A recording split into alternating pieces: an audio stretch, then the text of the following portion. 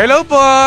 Hello po, good afternoon. Ay, magandang hapon. Ano pong pangalan nila at taga saan po kayo? Noriel po from Masbate, pero nandito po ako ngayon sa Paranaque. Si Noriel. Wow. Oy, Noriel, Hi. magandang hapon. Hi, Noriel. Magandang hapon. Kamusta, Noriel? Kamusta ka? Okay naman po. Handa ka na ba na magkwento sa amin na yung believable story? Ayan, handa na po at sana ay ma-inspire po yung mga listeners natin. Oo, Nako, most especially sure yan, marami talaga. Talagang mga nanonood, nakikinig sa atin. Sige, simulan mo na. Go! Ayan, so maaaring at simple lang itong kwento ng aking buhay, pero para sa akin, isa itong believable story. So, I came from a family na sarado ang isipan pagdating sa third sex or LGBTQIA+.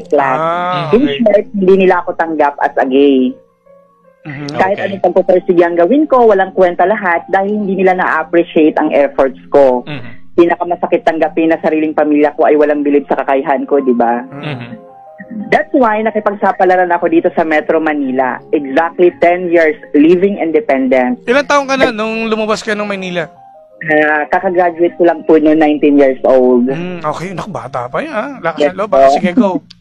Baby pa. So, nagtrabaho po ako kung saan-saan. Iba't ibang racket ang aking pinasok.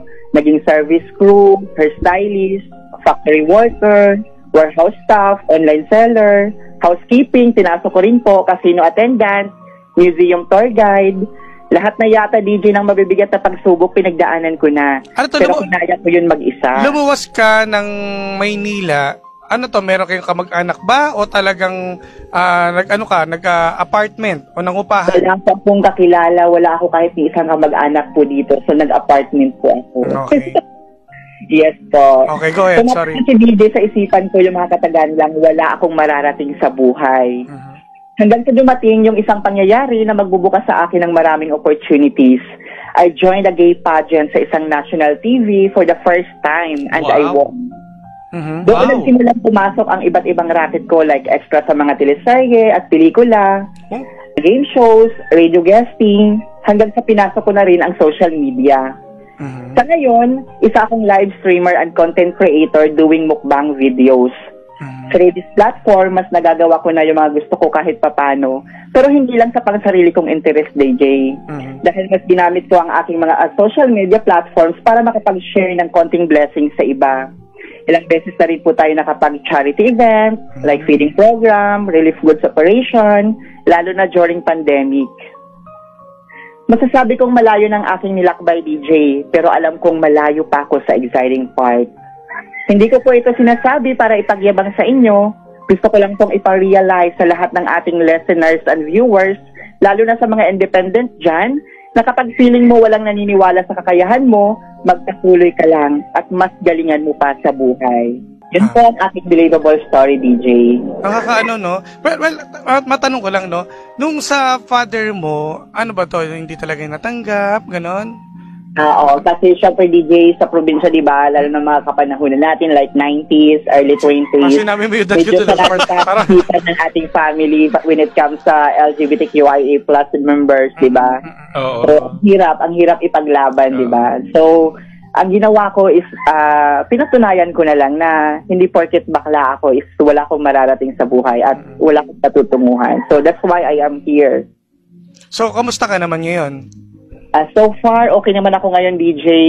Masasabi kong malayo na kung saan ako dati. Pero alam ko na hindi pa dito nagtatapos to. Marami pa tayo at mahaba pang lalakbayin natin, DJ. Yes.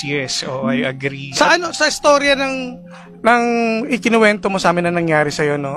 Ano yung lesson doon at natutunan mo? Ayan, isa sa pinaka natutunan kong lesson doon na kapag may pangarap ka at gusto mo itong makamit, gawan mo ng paraan, kumilos ka at pagsikapan mo sapagkat wala nang masasarap pa sa pakiramdam kapag abot kamay mo na ito. Very well said. Yes. Oh. Kuya Fer, baka may ano ka sa kanya. At may kasama ko dito si Kuya Fer, ha? Sige, go. Miss Noriel, akong question ko lang sa'yo. Syempre, hindi naman lagi na na motivated tayo doon sa mga ginagawa natin, especially kapag extra challenge, yun nga, being part of the third sex, as you've mentioned. Ayun. Paano mo na ipapanatili yung focus mo doon sa and to stay true doon sa mga ginagawa mo? So, kagaya na nasabi ko kanina, DJ, na may gusto akong patunayan sa family ko. Gusto kong ipakita sa kanila na hindi ako nagtatapos doon sa kung ano ako dati. Doon sa sinasabi nila na wala akong mararating dahil nga isa akong bakla.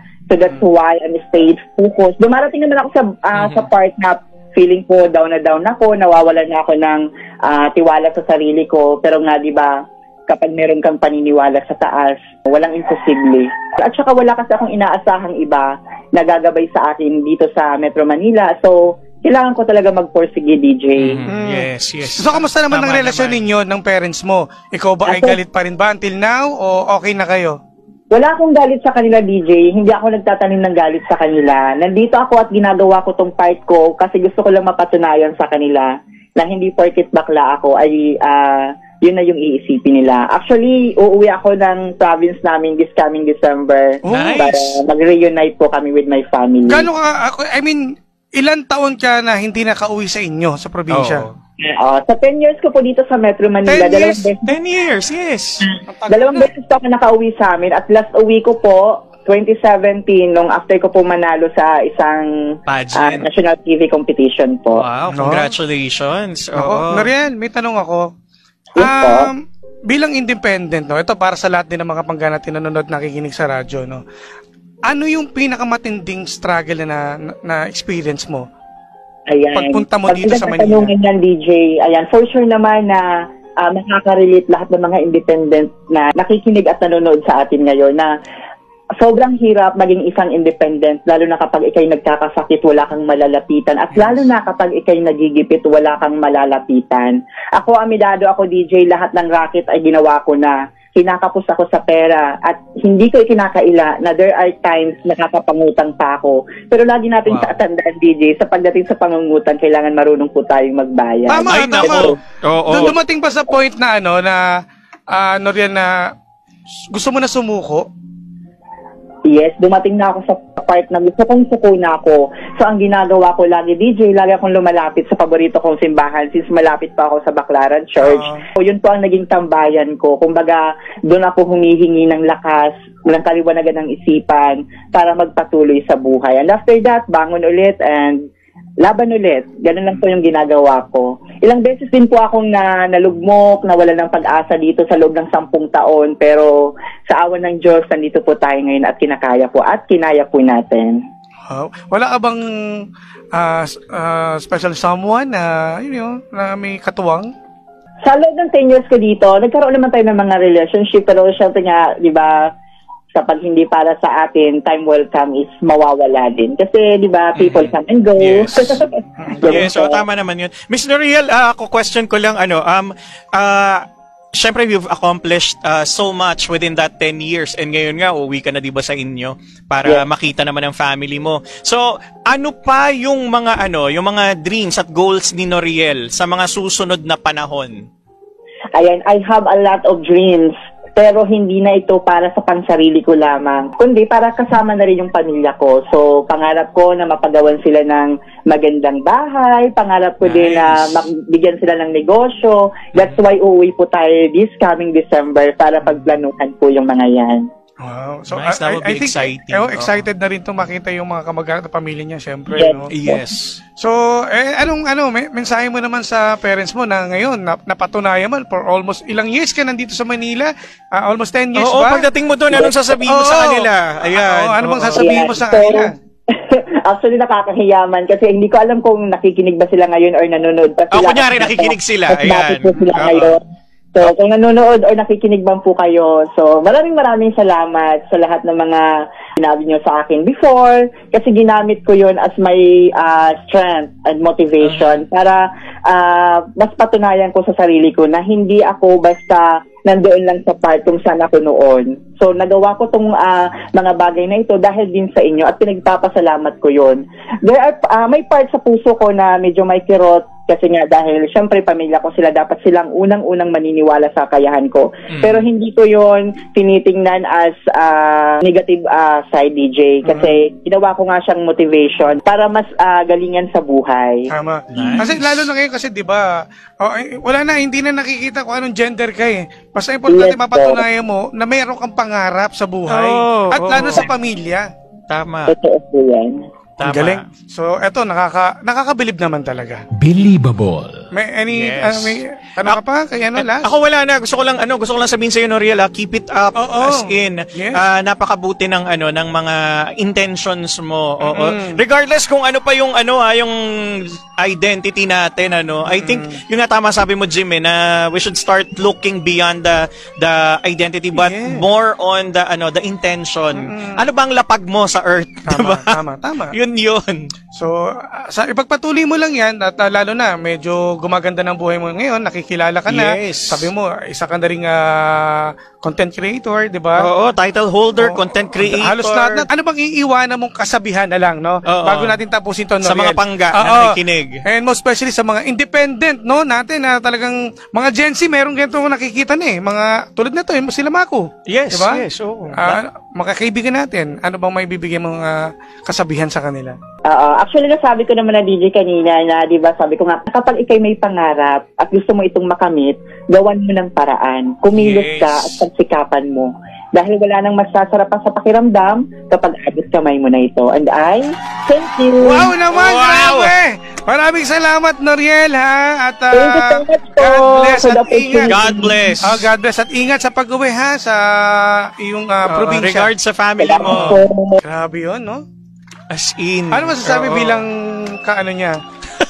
Pinsan. Diba? Kasi diba, Hindi, alam mo na, naka-relate ako sa kanya, no? Although hindi naman ako naka-experience ng ganong level of discrimination from my family. Kasi, ikaw tanggap ka oh, na yung naman family ko talagang super supportive sila eh. Actually, yung mga ka-FB friends pa nga na yung exes. Oh, wow! Akong tsabo mo Oo, pala yung mga... kausapan nila. Pero yun na nga, para dun sa mga naka-experience na nasa mismong family mo. Ayan, dun ka nagkaroon ng experience ng discrimination o hindi pagkakaunawaan. That's heartbreaking. Yes. Oo, pero tama yung naging desisyon ni Noriel na just to do good. And then later on para mapakita niya rin sa family niya na he's worthy. Nakaya niya. Oo. Kumbaga parang wala sa gender, di ba? Pinaramdam. Pero mo, 19 years old, naging independent, lumusang Maynila. Ang hirap Oo, nun, ha? oo. Kasi nung 19 years old ako, andun lang ako sa mga tropa ko. Di nga, humingi pa ako ng baon sa nanay ko nun. Oo. Meron pang mga, kumbaga, budget ko. Sa kanya, iba eh. So sana tularan to ng mga gantong mga kasamahan ninyo, no?